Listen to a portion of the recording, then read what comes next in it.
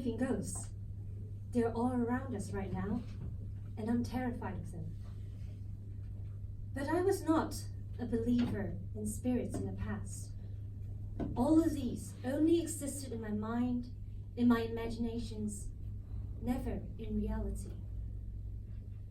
It all changed when I went on a trip to Thailand with my colleagues. So, you see, my colleagues believed in different religions. 2 teachers were Taoists. 1 was a strong believer in Buddhism. 3 atheists. And me, a practicing Christian who rarely goes to church. And then 1 very special lady. Let's call her V. V is a confident and loud person. Someone who's honest about her thoughts and is definitely not a drama queen who would seek attention from others. When I first met V, she told me I could see ghosts. And on that night in Thailand, she didn't want to come near the pool inside the resort. She said there was something there. But when I asked her where that something was, she whispered, "Let's talk about this tomorrow morning, not now." The night went on with drinks, gossips, and jokes until V's loud chit-chatting stopped. Her voice fell, her expression darkened, and she began to act strangely. Her hands were placed on her head, and her body was rocking back and forth. With a skeptical tone, I asked her, "Are you uncomfortable because of that something?"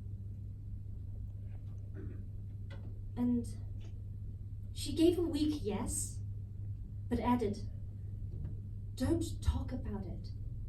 This will attract its attention." The rocking back and forth got even worse, which eventually gained attention of my other colleagues. Once I told them that I think, V might be disturbed or haunted by a spirit, they began to reveal their true colors. Surprisingly, it was the atheists who tried to deal with this matter first, but not by calling an ambulance, but by playing Christian songs, as suggested by Google.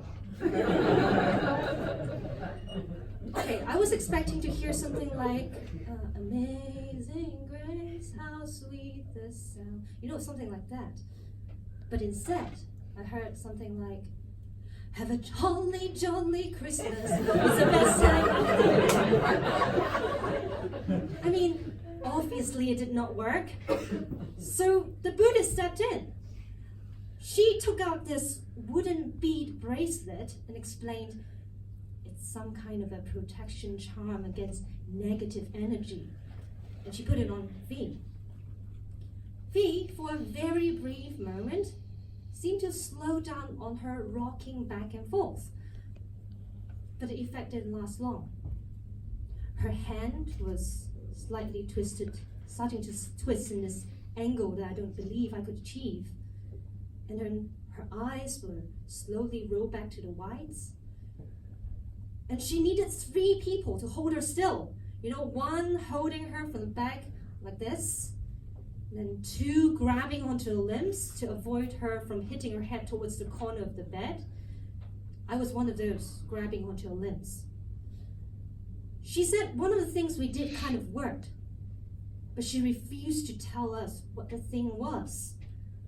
Or more like she was not allowed it to, because she kept on murmuring, "It doesn't allow me." So we didn't know what to do, and we kept on doing the things we did before, until 2 words popped out from her mouth. "Hail Mary." Hail Mary? What's Hail Mary? I have no idea what it is. And the word hell doesn't sound good to me. But still, I Google it and I typed in H-E-L-L, Mary. Thank God, the suggested results function exists in Google. Because when I type in that, the result H-A-I-L, Mary, plus the word prayer popped up instead. Turns out V was a Christian too, and the prayer, Hail Mary, was the key of helping her. So immediately I read out the prayer, and I must admit, when I urged V to repeat the prayer with me, I did not feel I was a more devout Christian. It felt more like I was one of those witches in Western TV dramas, waiting for the fire to burst out of the ground as we chant spells. Because at one point, I was actually holding V's hand high up in the air, and together we were shouting, Holy Mary, Mother of God, pray for us sinners at the hour of our death, over and over again. And when she eventually spoke all the words of the prayer, her hand, the twisting of her palm and the rolling back of her eyes stopped, and she regained her voice. She was shouting, this is so embarrassing, shit, as she hid under the sheets.